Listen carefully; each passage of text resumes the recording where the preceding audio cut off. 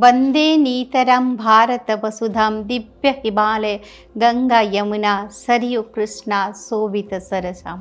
नमस्कार, उदय India digital में आपका स्वागत है। मैं हूँ उपाली अपराजिता। हिमालय का मुकुट धारण किए हुए समुद्र जिसके पैर पखारता है, जहाँ नाड़िया की तरह गंगा यमुना सरयू आदि नदियाँ बहती है, उस भारत माता को नमस्कार है। हमारा देश भारत केवल एक भूगोल या इतिहास का अंग नहीं है। यह सिर्फ एक देश, एक राष्ट्र, एक जमीन का टुकड़ा मात्र नहीं है। यह एक विशेष ऊर्जा तरंगों से स्पंदित है, जिसका दावा कोई और देश नहीं कर सकता। इस भूमि पर पिछले 10,000 वर्षों में सहस्र लोग इस ईश्वरीय चेतना के चरम बिंदु तक पहुँचे हैं। उनकी तरंगे लगातार जीवंत है, जिसका असर अभी भी हवाओं में मौजूद है। यदि कोई इसे महसूस करना चाहता है तो एक विशेष तरह की ग्राह्यता और संवेदनशीलता की आवश्यकता है, जिससे उस अदृश्य तरंगों को ग्रहण किया जा सके, जो इस अद्भुत भारत भूमि को घेरे हुए हैं। ये इसीलिए अद्भुत है क्योंकि इस धरती पर पैदा होने वाले महात्माओं ने सिर्फ एक ही सत्य की खोज के लिए अपना सब कुछ निछावर कर दिया। भारत ने प्लेटो, अरस्तु, Thomas Aquinas, Kant, Hegel, Bradley, Bertrand Russell जैसे फिलोसोफर पैदा नहीं किए जो सत्य के संबंध में चिंतन कर सके, क्योंकि भारतीय जानते थे कि सत्य का चिंतन नहीं हो सकता, सत्य का सिर्फ दर्शन किया जा सकता है। पश्चिम में फिलोसॉफी होती है, भारत में दर्शन की परंपरा है। आमतौर पर फिलोसॉफी को दर्शन कहते हैं, लेकिन दर्शन और फिलोसॉफी में ज़मीन आसमान का फ़र्क है। दर्शन का मतलब होता है देखना, फिलोसॉफी का अर्थ है सोचना, विचारना। फिलोसॉफी सत्य के बारे में विचार करते हैं। अब कोई सत्य के विषय में भला क्या विचार कर सकता है? या तो सत्य को जानते हो या नहीं जानते हो। सत्य का चिंतन मनन असंभव है। क्या एक अंधा व्यक्ति प्रकाश के बारे में चिंतन मनन कर सकता है? प्रकाश या तो देखा जा सकता है या फिर नहीं। प्रकाश या तो उपस्थित होगा या नहीं, यानी अंधकार रहेगा। जरूरत तो है बस आँखों की जो देख सके। प्रकाश देखा जा सकता है पर सोचा नहीं जा सकता।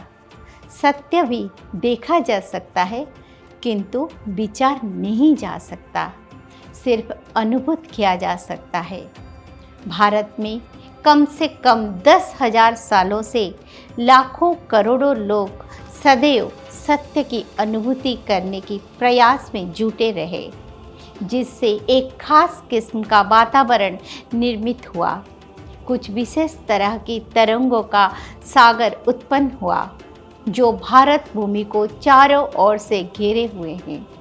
भारत में रहने वालों को इस बात का एहसास नहीं होता जैसे अपने कोई सुगंध लगाए हुए, लेकिन उसकी खुशबू आपको स्वयं नहीं आती, लेकिन जहां आप जाते हैं वहां खुशबू फैल जाता है। उसी तरह यदि भारत में बाहर से कोई थोड़ा भी जागृत चेतन वाला ध्वनि मस्तिष्क लेकर आता है, उसे उन आध्यात्मिक तरंगों का स्पर्श होता है। यही वजह है भारत में आध्यात्मिक पर्यटन बढ़ता जा रहा है। यहाँ आने वाले मथुरा, काशी, अयोध्या जैसे तीर्थों में इस आध्यात्मिक स्पंदन को महसूस करते हैं और मंत्रमुग्ध हो जाते हैं। उनकी उपभोगवादी चेतना को विश्राम मिलता है।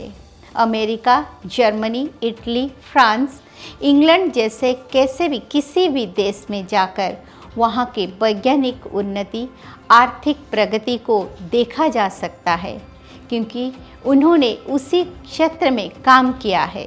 लेकिन सदियों से बाहरी दुनिया से भारत आने वाले जिज्ञासु यहाँ की आध्यात्मिक चेतना से ही आकर्षित होकर आते हैं, क्योंकि दूसरे देशों के वैसे आध्यात्मिक आभा मंडल नहीं है। वहाँ कोई कृष्ण, राम, बुद्ध, महावीर, गोरख, कबीर, फरीद या दादू पैदा नहीं हुआ है। हजारों सालों में एक बार कोई ईर्षा या मूसा जैसा महापुरुष पैदा हुआ, जिसकी परंपराओं को वो आज तक चलाते हैं।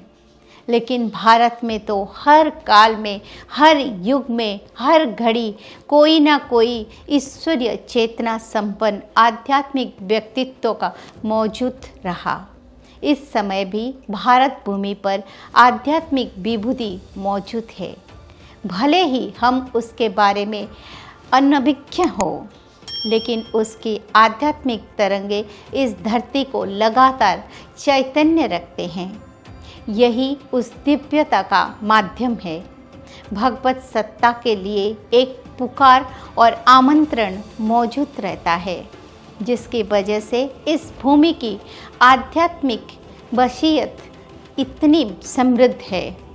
ये संयोग मात्र ही नहीं है कि जब भी कोई सत्य के लिए प्यासा होता है, तब वो अनायास ही भारत आने के लिए उत्सुक हो उठता। 2500 वर्ष पूर्व सत्य की खोज में पाइथागोरस भारत आया था। ईसा मसीह भी भारत आए थे। ईसा मसीह की 13 से 30 वर्ष की उम्र भारत में बीती, जिसका बाइबल में कोई उल्लेख नहीं है। मूसा ने भी भारत में आकर देह त्यागी।